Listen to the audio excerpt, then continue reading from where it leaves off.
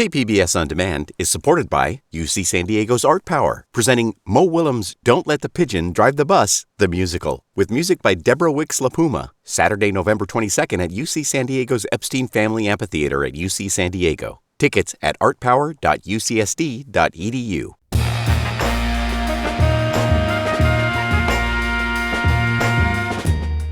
Welcome in San Diego, it's Jade Hindman. On today's show, defense attorneys who work with the Criminal Justice Act program aren't getting paid during the shutdown. We'll talk about the impact of that. This is KPBS Midday Edition, connecting our communities through conversation.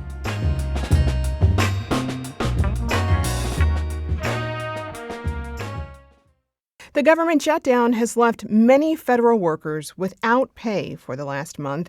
And for defense attorneys here in San Diego and across the country, the shutdown is also exacerbating their funding situation and has left them without pay for even longer.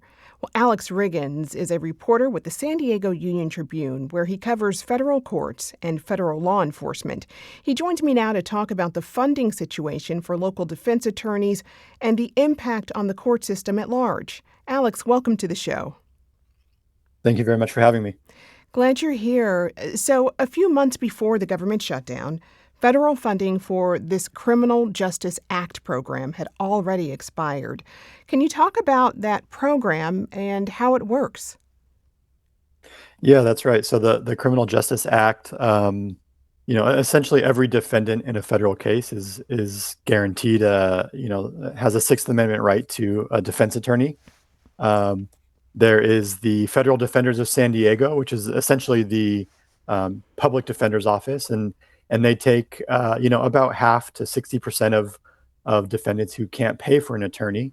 But in cases with multiple defendants, or for whatever other reason that federal defenders can't take a case, those cases get assigned to private attorneys, and that's what the Criminal Justice Act funds is those private attorneys, as well as interpreters, investigators, everything that defense attorneys need to properly defend a client under their constitutional rights. And so that funding, as you mentioned, ran out in July, actually well before this government shutdown. So how is the program working now that the government has shut down completely? Yeah, essentially, these attorneys who, again, they're private attorneys. They're not, they're not employed by the government. What they're usually asked to do when things are running normally is they submit vouchers, and then they get paid for their work once a case is complete. What they've been doing since July is submitting these vouchers and hoping that once there is a funding bill, that they'll get back pay for these cases that they are completing.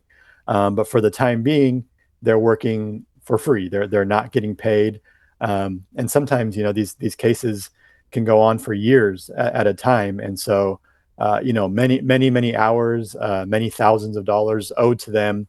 And if these cases are ending, recently in the last few months, they're not getting paid for any of those hours and that they put in over the years. Well, you alluded to it before, but yeah, more than 90% of defendants can't afford attorneys. And as you mentioned, they are meeting the need when public defenders can't take those cases. So how many CJA attorneys are actually working within this program? Yeah, so here in San Diego, there's a main CGA panel. It's about 100, a little over 100 attorneys. There's also a panel for material witnesses. Those are, if there's a human smuggling case, the people being smuggled become witnesses in the case against the smuggler. And so there's a separate panel that handles just those witnesses. So there's about essentially 120 or so of these CGA attorneys. There's a few others that work on appeals and things like that. But yeah, there's about 120 of them, and there's a good chunk of them now that are either resigning from the panels or going on hiatus, just not accepting new cases because they just, I can't afford to work for free while this is ongoing. And talk to me about the kind of cases that are unique to San Diego and why this work is so needed and difficult. Yeah, sure. Since we're on the border here, we get tons and tons of cross-border cases, whether it be, your simple, illegal entry of someone coming from another country and crossing the border illegally, and then, being arrested. There's, cross-border drug cases. A lot of people, trying to drive across a port of entry and being stopped and having drugs found in their car. And of course, all these people, like all of us, have this constitutional right to a defense attorney. It's one of the most basic principles of justice, right? Is that there's the prosecution and then there's the defense, and everyone has a right to those attorneys. And so these attorneys, these CGA attorneys, these private attorneys, they step in when the federal government can't provide a defense attorney through the federal defenders of San Diego. And again, if there's a let's say a drug importation case where there's three, four, five defendants, federal defenders of San Diego can only take one of those defendants because representing more than one would be a conflict of interest. And so, any multi-defendant case, you have to have these CGA attorneys, stepping up to fill in that void. And so that's the work that they do. They're not, super well paid for it, but a lot of them that I've spoke to just they tell me they do it because they love the work and they think it's important.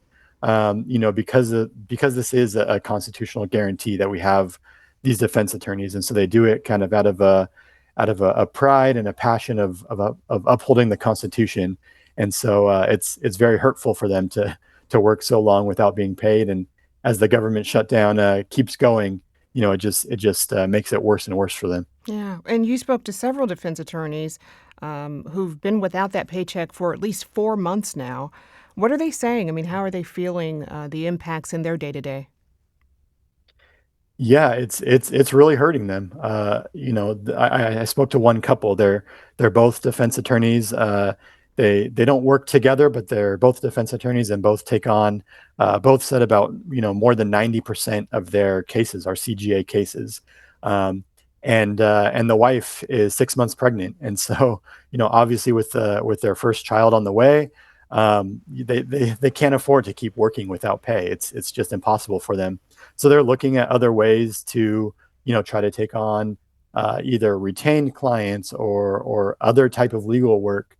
Other attorneys are doing the same, and then a lot of them also mention the plight of their interpreters that they work with, their investigators that they work with, their sentencing mitigation specialists that they work with. All of these people are super important for any case.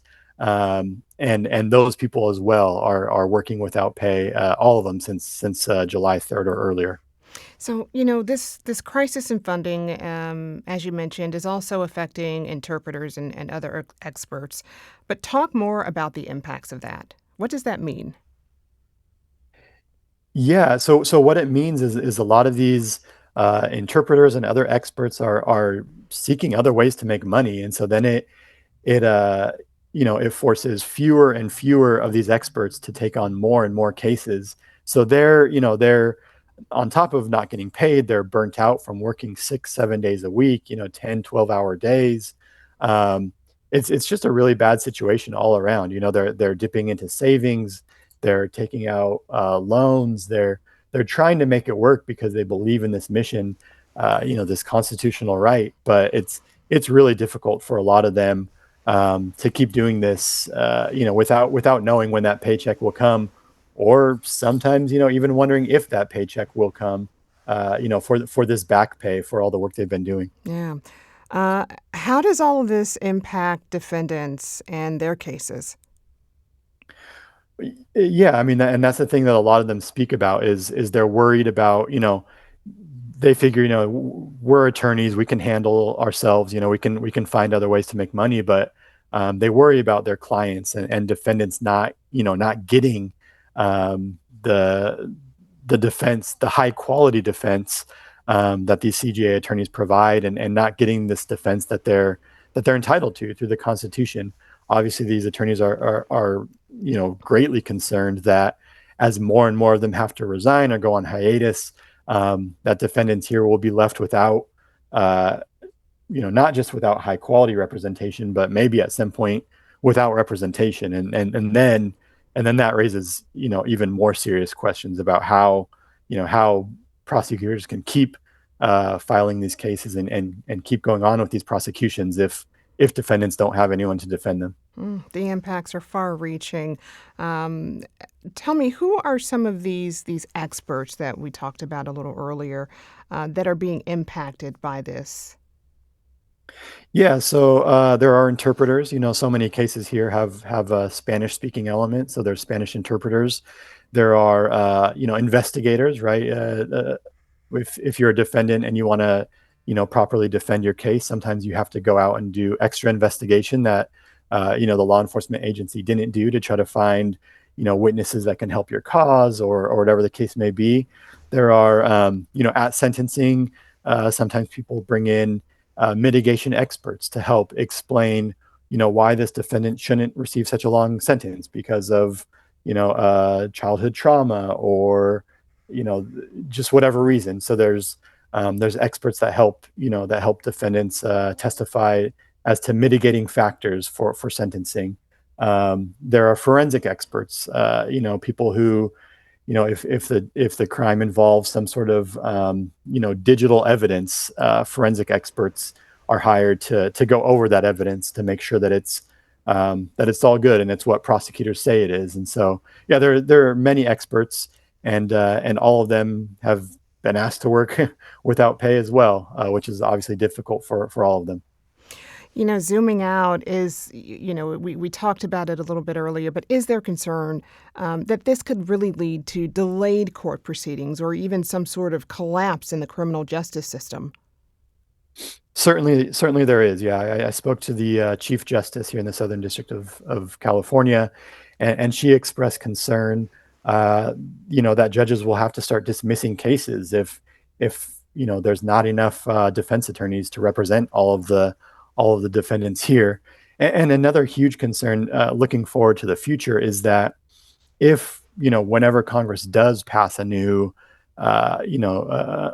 budget, if they don't provide enough money, there's this problem is going to repeat next year, but probably even sooner than July. What happened with this last budget was that the funding was provided at a previous year level, and so it wasn't enough to meet the current year. And so if they do that again, if Congress funds defender services at that lower level again, this problem is going to repeat, but even sooner next year, probably in March or April. And so then these attorneys will be asked to work this time 5, 6, 7 months without pay, and that's going to lead to obviously a ton of problems. And I'm sure that'll be something that you are following next, and we'll definitely have you back on to talk about that aspect. I've been speaking with Alex Riggins, federal courts and federal law enforcement reporter for the San Diego Union-Tribune. Alex, thank you so much for your time. Thanks again for having me.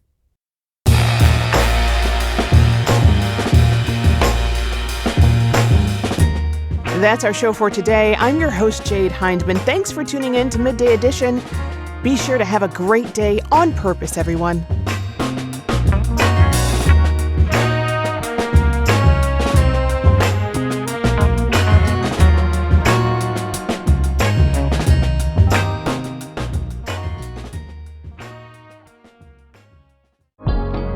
KPBS On Demand is supported by Bill Howe Plumbing, Heating and Air, Restoration and Flood Services.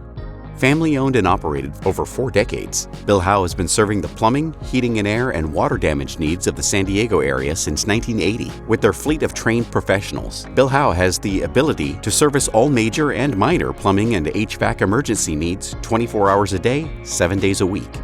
Bill Howe is committed to providing excellent service to their customers with transparent quotes and attention to detail on every job. Whether you're in need of an HVAC installation, plumbing, or water damage restoration in San Diego, they offer the convenience of scheduling an appointment over the phone, online, or through live chat on their website. Call 1-800-BILL-HOWE or visit billhowe.com because we know how.